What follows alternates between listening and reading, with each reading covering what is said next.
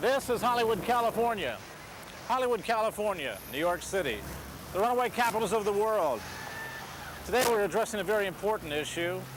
Kids running away from as far away as Vermont, the East Coast, hitchhiking across the United States. They come here to either be a television star, movie star, or a musician. Whatever the case, they end up here on the streets in Hollywood. 47% of the people come from out of state, 4% right here in the city, and let's see, 19% come from Los Angeles County.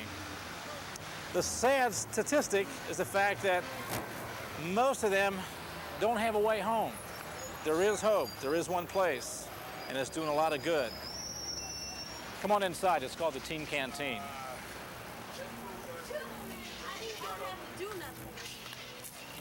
Where are you from? Florida. Florida. And how did you get here? Hitchhiked.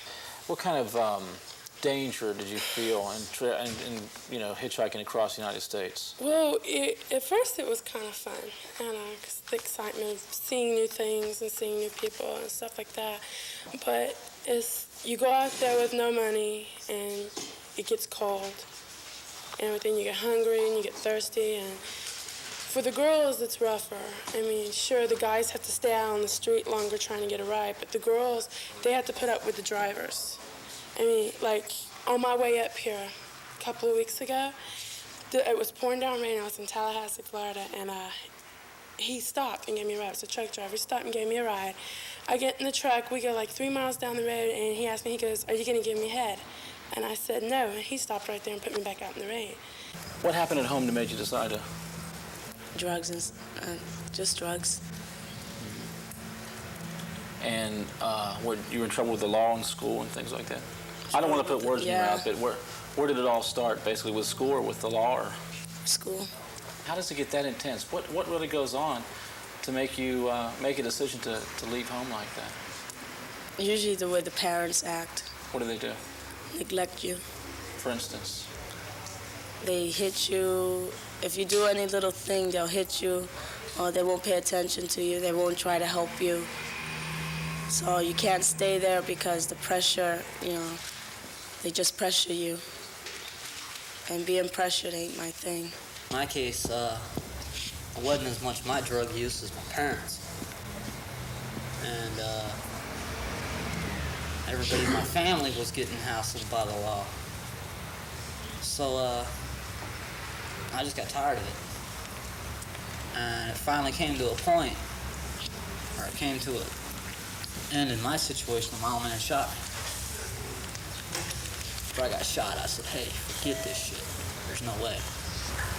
When you talk about abuse, family abuse, and you talk about it from the extent that you're dealing with weapons and things like that, where you literally fear for your lives, is that the kind of background that you're basically used to?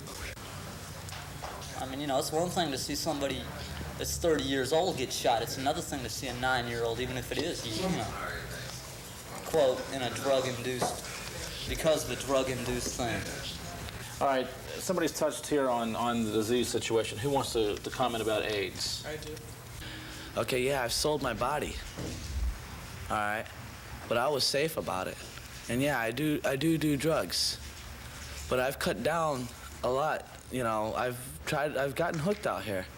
Yeah, I don't see it's right women selling their bodies or guys selling their bodies, because there's a lot of diseases out these days and a lot of people who would kill you than pay you, it has happened. A couple of my friends have died because they were pulling tricks and the person didn't want to pay and he killed them.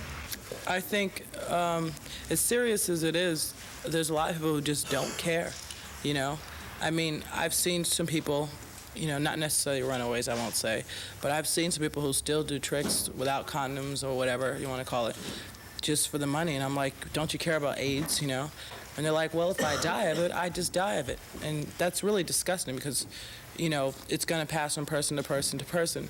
And suppose the person that I sleep with happened to went to bed with somebody who went to bed with somebody, you know what I mean? It's like, it's scary because a lot of people really don't care. I don't know why, but they don't. Is it really that they don't care, or is it because they're just plain ignorant about the situation? They don't care. They know it kills you, but anytime something kills you, alcohol, drugs, AIDS, whatever, and you do something that's endangering you, I call it long-term suicide. When I first came to Hollywood myself, I thought like most of the people she was talking about did, and I didn't care until I caught the clap, and then it's gone now. And from now on, I will not touch anything without a rubber or something, just because I don't want no more of that shit, because it hurts. That would kind of put a damper on making some money that way anyway, I would think. Puts it down. That would be a everything. constant fear on a daily basis, I would think. It's just instant depression. When we come back, the deplorable living conditions will be examined up close. They call it a squat. The squat. The runaway's home away from home. The party house. A safe place, if you will, from the police, gangs, and other forms of possible confrontations. They come here for shelter. It's a place to sleep. It's a place to party. It's a place to eat. It's a place for drug connections. We'll go unannounced and on the scene and take you inside the squat next on The Young on the Run.